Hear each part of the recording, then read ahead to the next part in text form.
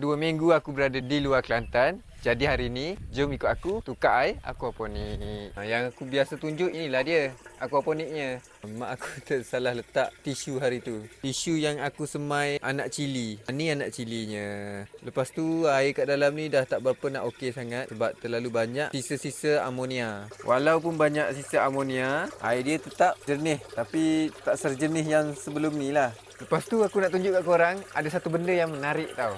Korang boleh nampak tak ni? Ni adalah kesan-kesan yang dimakan oleh ikan terbo. Ikan terbo lah yang makan ni. Rajin tu ikan terbo. Ni semua bekas-bekas yang dia makan.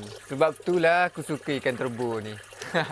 Barue cili ni pun dah besar. Nanti akan dialih dekat tanah.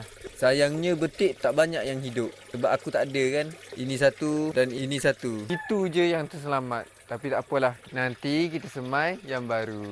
Cili sihat. Tengok. Dah berbuah. Cili dalam aquaponik ni lah. Dah besar dia. Buah dia pun banyak. Untuk tukar air aquaponik ni, senang je. Aquaponik ni kan outdoor. Jadi, ambil paip ni, kau buka. Kau masuk je kat dalam ni. Biar je dia. Bertukar air jadi jernih. Sebelum ni ada juga yang tanya. Kalau air hujan masuk dalam ni terlalu banyak, macam mana? Jangan risau. Aku dah buat lubang air buang. Jadi air tak akan melimpah. Sementara menunggu, jom kita letak sisa makanan ni dalam tong kompos. Inilah tong kompos aku. Sisa-sisa makanan yang aku dah letak dalam ni. Apa lagi? Letaklah.